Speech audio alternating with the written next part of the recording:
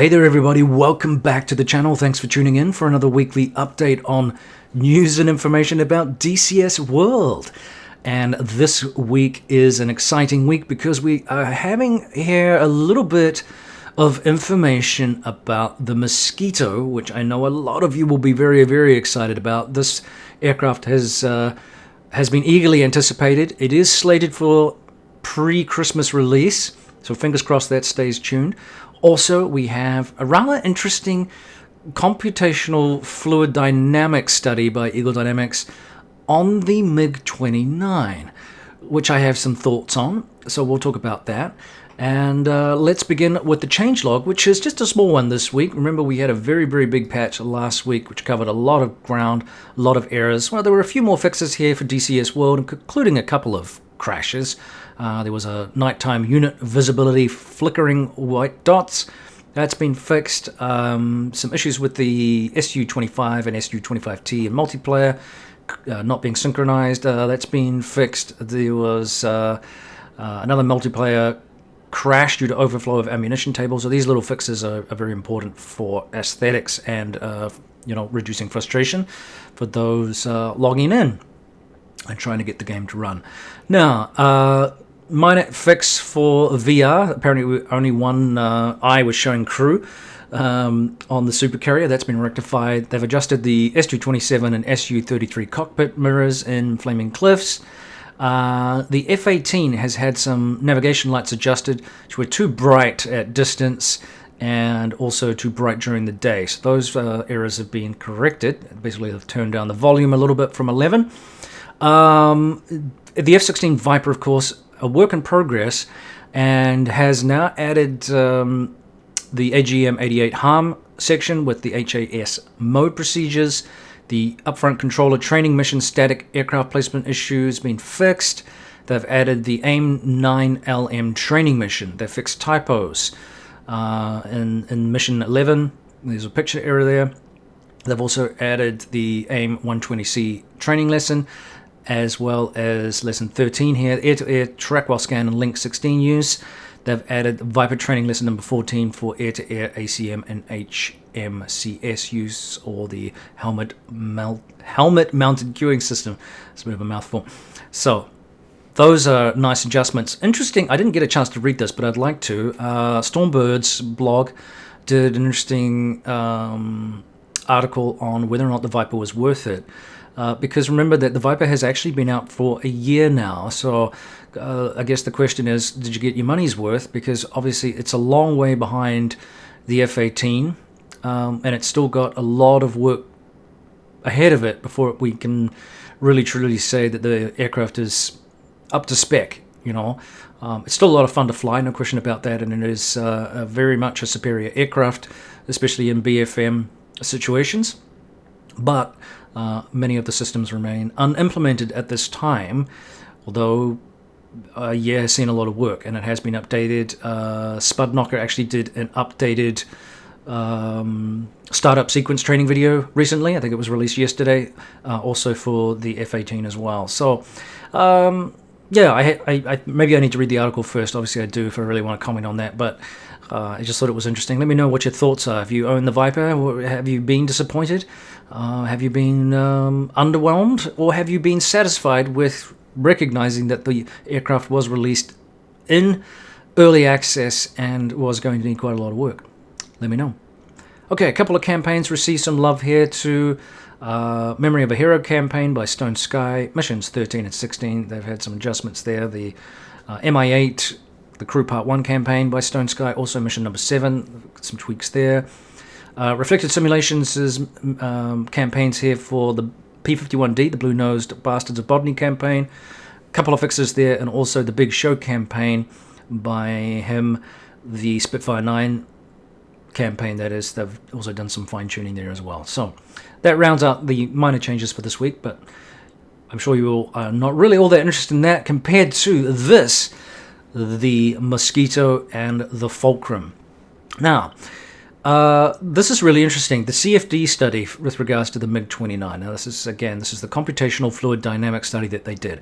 Again, I am almost certain this is related, of course, to the impending release or impending, I don't know, announcement that the Mig-29 is going to be a Red Force full fidelity module sometime in the near future. This was slated as a high possibility earlier on this year, and now we've got this little computational analysis that they've done. And what they're saying here is that they finished some highly detailed research to further examine the MiG-29's behavior in various stages of flight. Remember, right now it is not a full fidelity module, though it did receive some love last year, if I remember, or actually this year, excuse me, if I remember rightly. They are saying here that they use this approach to, and this research to improve the accuracy of our flight models. The goal today is to share the depth and capabilities of this approach. Okay. But again, why would you do this just with the MiG-29? I mean, I know the MiG-29, there were some issues with some adjustments made to it. It was hard to land, take off, and stuff like that. It's a tricky aircraft to fly, apparently. Haven't had a lot of time in that particular aircraft, but I know that there are some people that absolutely love it. So again, this is a lot of work for a non-full fidelity aircraft just to test out some stuff. I think this is directly related to a future project. That's my opinion. Let me know what you think. What they've done here is they've evaluated the computational fluid dynamics results by comparing obtained coefficients with available data from documents. Again, that's a lot of research and a lot of work. Find the stability margin in different landing configurations and the amount of deflection required to trim the airplane at landing AOA out of ground effect. And then they've also tried to find the stability margin during flaring in ground effect. It's at half a meter from the main wheels to the surface of the runway, and trimmed stabilator deflection at landing AOA. They've investigated stabilator deflection on landing and practical aerodynamics of the MiG-29. So these are real life issues that the aircraft has that they have been looking into in the sim. Now there is a more detailed study here. I haven't looked at it yet. I haven't had a chance. If it is what I think it is, again, that's a lot of work for a non-full fidelity aircraft, and I don't think it's a project that you would just willy-nilly do for the heck of it, given that the aircraft is basically okay, given that the constraints of its current status as a non-full fidelity aircraft. Again, let me know what your thoughts are on that topic. Next, the Mosquito, the FB Mark 6 Mosquito. The blurb here is as follows. The de Havilland DH-98 Mosquito was a lightweight, fast, maneuverable, and highly versatile aircraft. Its long life first began over Oslo, Norway. Raiding the Gestapo headquarters with pinpoint accuracy, this opened new avenues for precision weapons development. The Mosquito's sleek design and high-powered engines gave it the ability to fight in many roles, such as fighter-bomber, night fighter, tactical bomber, high-altitude night bomber, pathfinder, intruder, maritime striker, and photo reconnaissance aircraft. So quite a lot of roles for a very handy little aircraft. It went on to be used in a wide range of different operations, mainly targeting industrial sites in occupied Netherlands, Norway, France, and Germany. The Mosquito entered the war with the lowest losses of any of the other aircraft types in RAF Bomber Command service. And that's no mean feat, because the attrition rate for Bomber Command was appalling. Around about 50%, I think, for a lot of other aircraft and crews during the height of the the European campaign. So correct me if I'm wrong there, but that's what I believe. It was absolutely appalling. Much more than, say, Fighter Command, whose roles were a little bit different in terms of bomber escort, fighter, and bomber interception. So yeah, brutal time to be a bomber pilot and bomber crew during that period.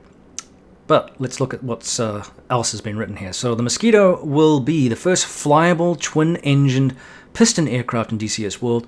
We are currently working on the fuel systems by carefully creating and linking 9 fuel tanks that contribute to the exceptional range and endurance of this aircraft. We are also working on the electrical system, which comprises a 24-volt DC generator on the starboard side and an alternator on the port engine that also supplies AC power to the radios. The generator, or electrical generator, also powers the fire extinguisher as well. So, in parallel with these systems, we are currently working on the cockpit instruments and controls, and there are some screenshots you should have been looking at here to embellish what was being discussed. I am very excited about the Mosquito. I think it's a lovely aircraft, very fond of it. I remember, was it 688 Mosquito Squadron was one of my favorite movies when I was a kid. The soundtrack, of course, is wonderful. So again, it's one of those British aircraft as a young lad growing up. I'm old enough, unfortunately, and to have known,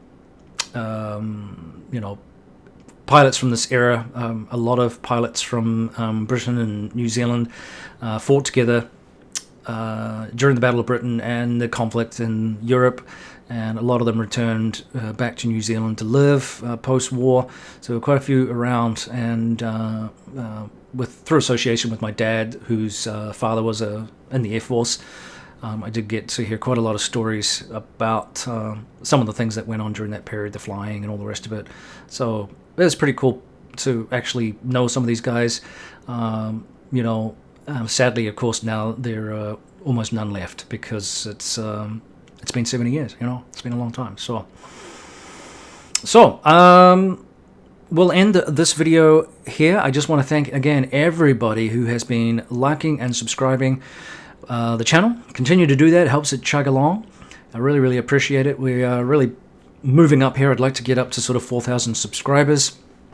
That will probably dictate some changes to my lifestyle in terms of how I'm going to manage this channel, Patreon page, that kind of stuff, because it is becoming more involved as time wears on.